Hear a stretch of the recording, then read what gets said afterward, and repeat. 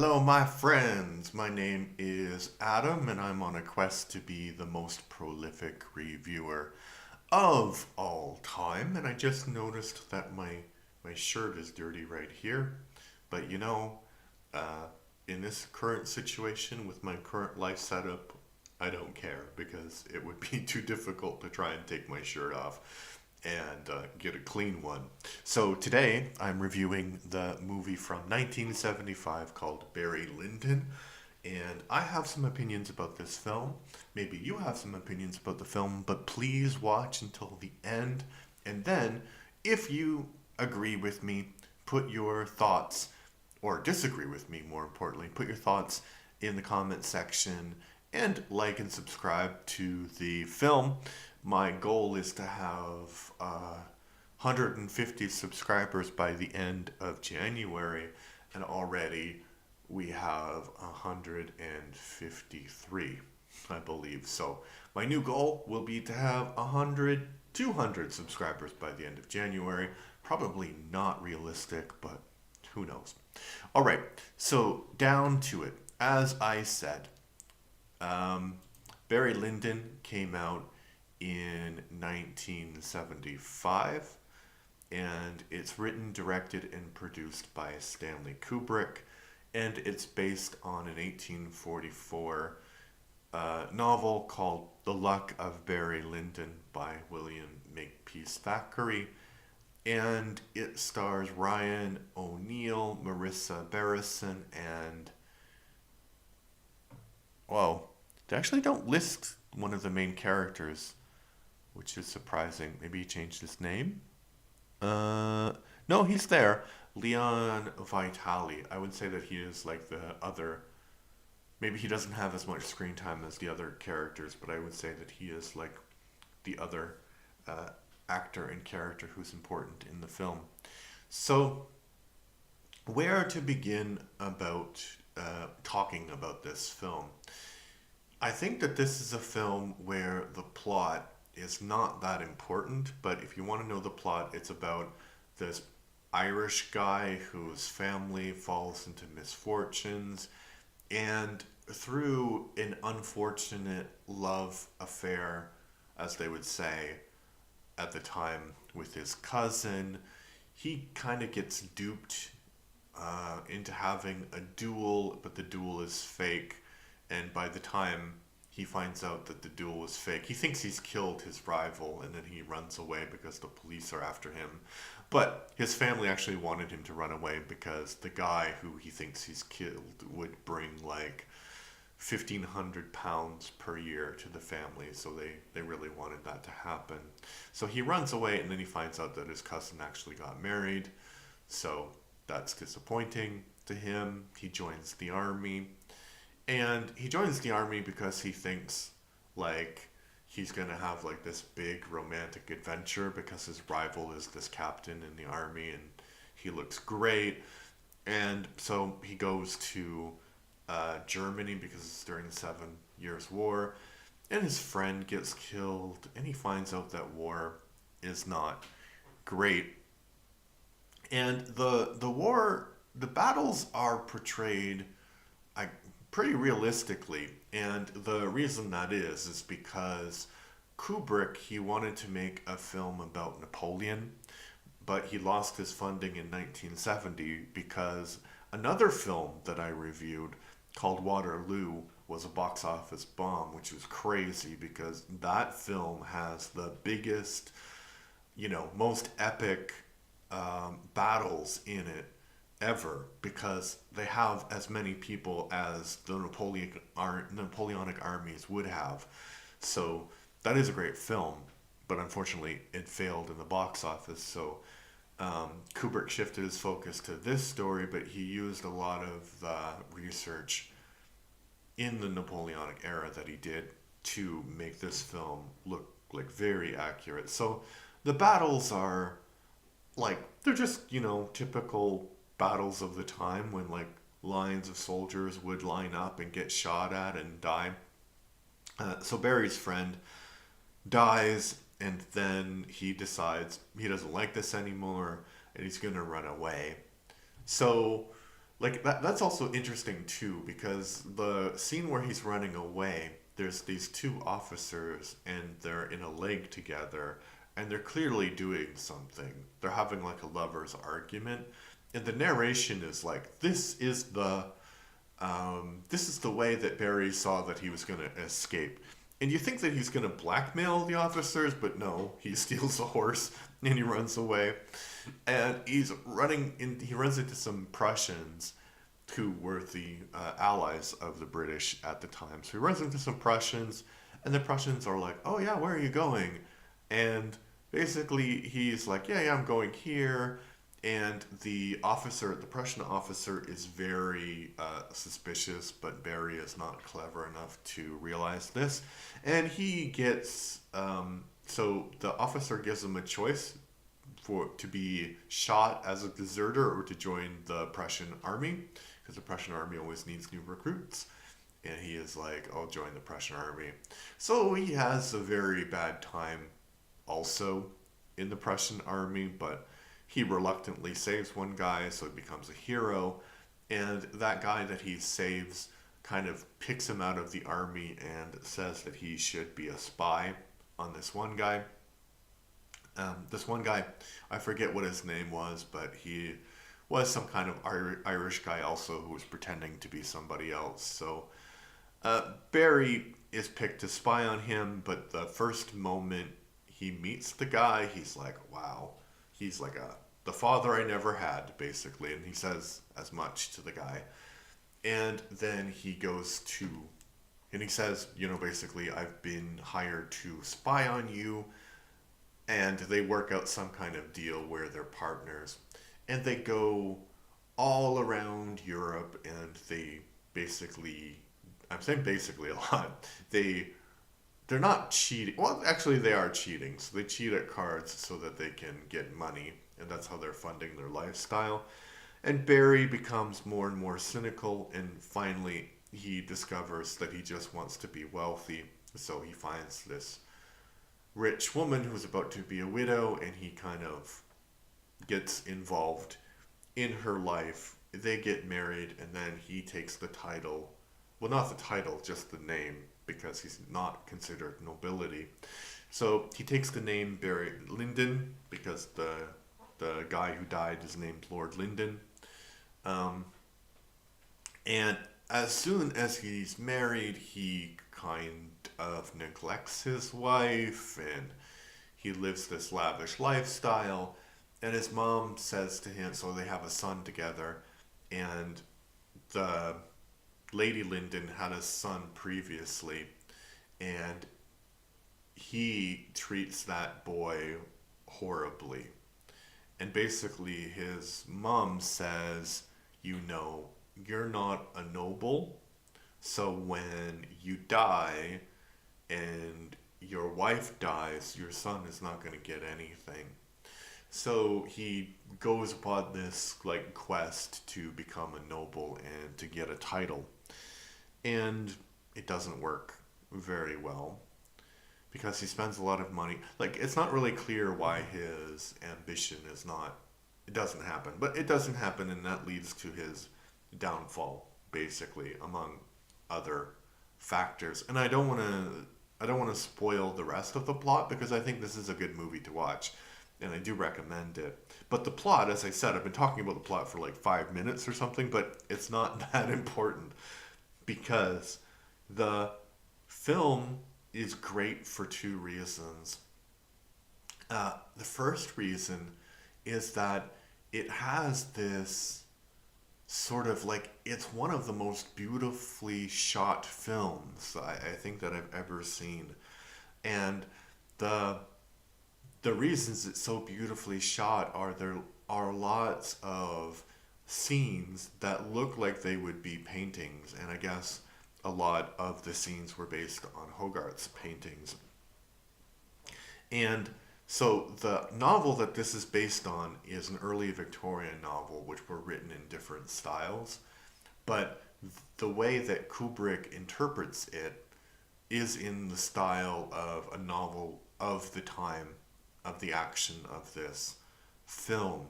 So everything is classical and ornate. There's lots of shots of the manor house, or I guess castle, where they live, and it's never like a close up. It's like a far shot away, like a landscape painting, and you can see the beauty of the building, and you can see the beauty of the nature that surrounds it.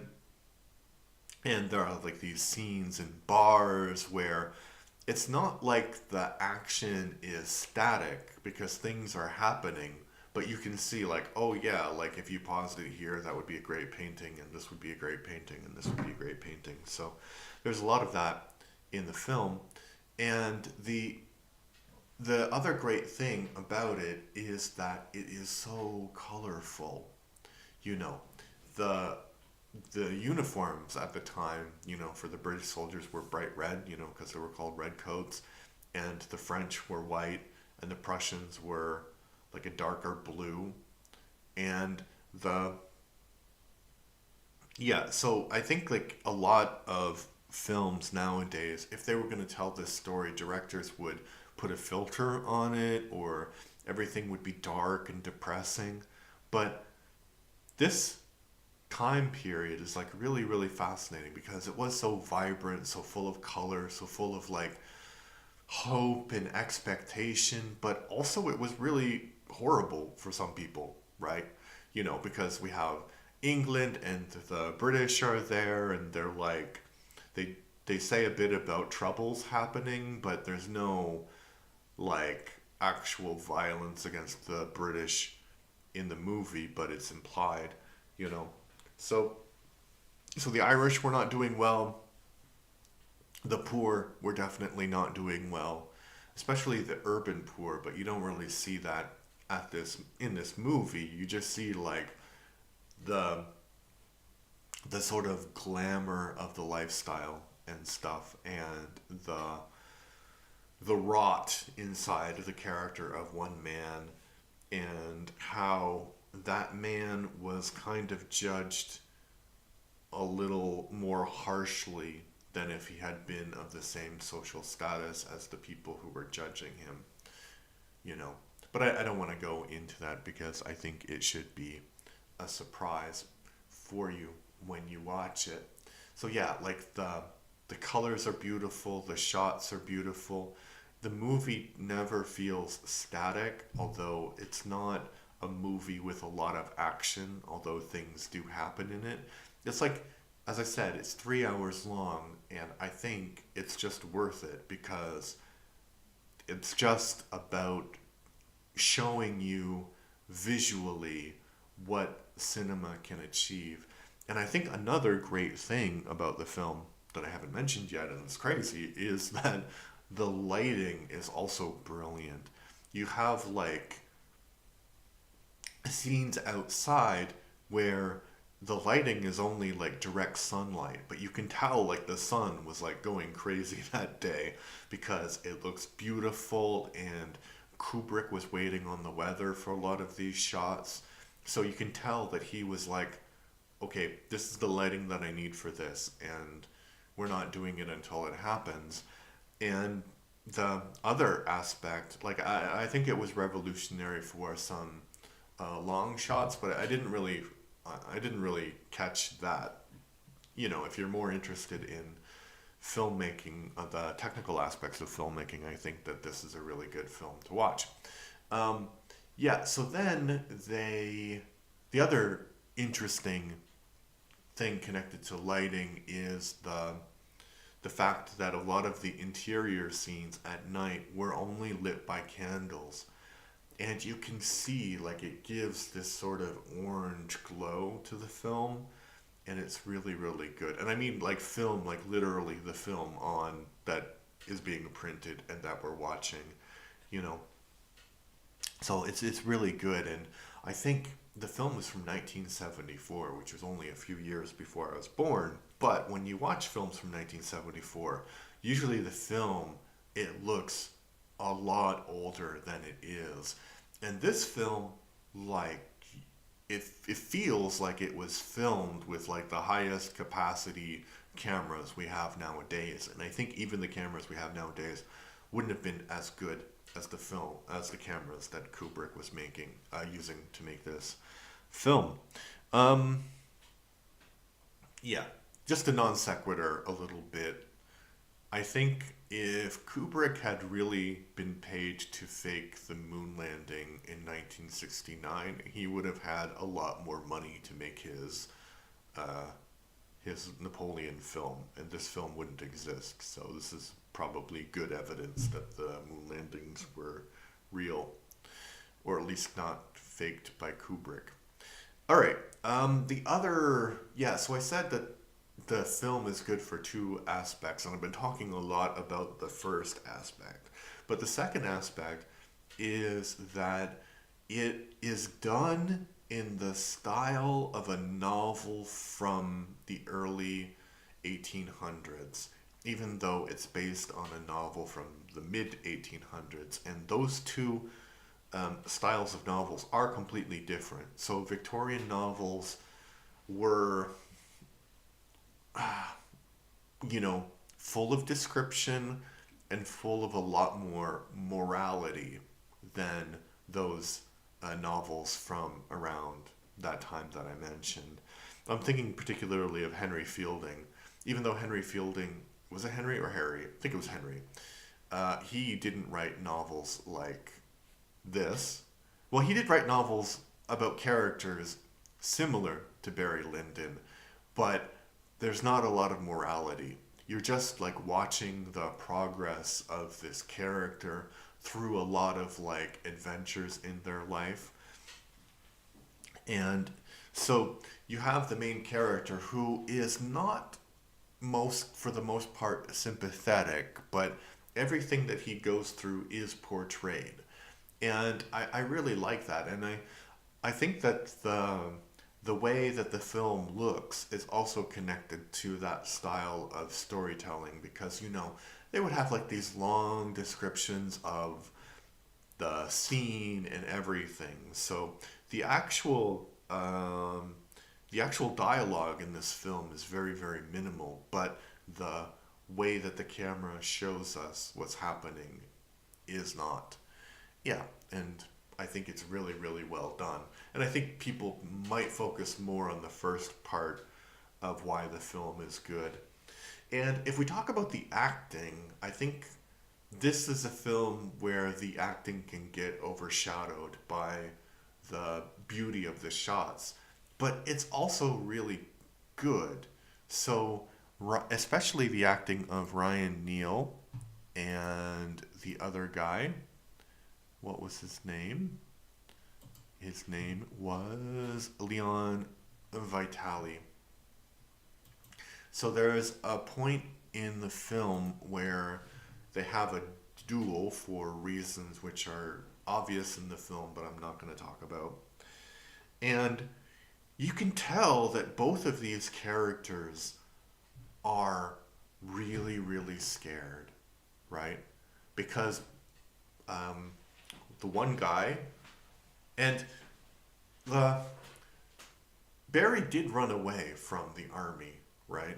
And he wasn't necessarily a brave man, but he could shoot and he had good aim. So the other character, I'm not going to tell you who it is, but the other character, he knows this man, and he's known the man for all of his life practically, and he's been terrorized by this man, and he knows that the man does have experience. So he is like showing his fear in a way that's so realistic and shows you that Kubrick, he has this reputation of being this perfectionist, but he also understood the basic art of acting. Because, you have this one character who, his fear is so written everywhere. Like he's trembling, he's clumsy, he vomits, the fear is written there. But then you have the other character of Barry, who is not doing this like, publicly cowardly display that people would say, oh, that's really, you're a coward, whatever. But he's standing there, he's waiting to be shot at, and the seconds in the duel are asking them questions like, are you ready? And the close up is him, and his like lips are like quivering, like he can't keep his mouth closed because there's so much uh, stress and fear going through it. So I think the acting is wonderful, the directing is great. Yeah, is this one of the best movies of all time? I think, yeah, it is. I think it is one of the best movies of all time because you have Kubrick at his height of power as a director, and it really, really works. It's not a movie that's going to make you cry, and it's not a movie that's going to make you laugh, but it's definitely a movie that's going to make you go, wow. So, all right, what did you think about the movie? Did you like it? Did you dislike it? Let me know in the comments of the video. If you like what I do, please subscribe. As I said to YouTube, I said if you're watching on YouTube, I said in the beginning my new goal is 200 subscribers by the end of January. I think it's possible. And if you are listening to this on Spotify, please give me a follow there. Thank you very much and have a nice day. Bye bye.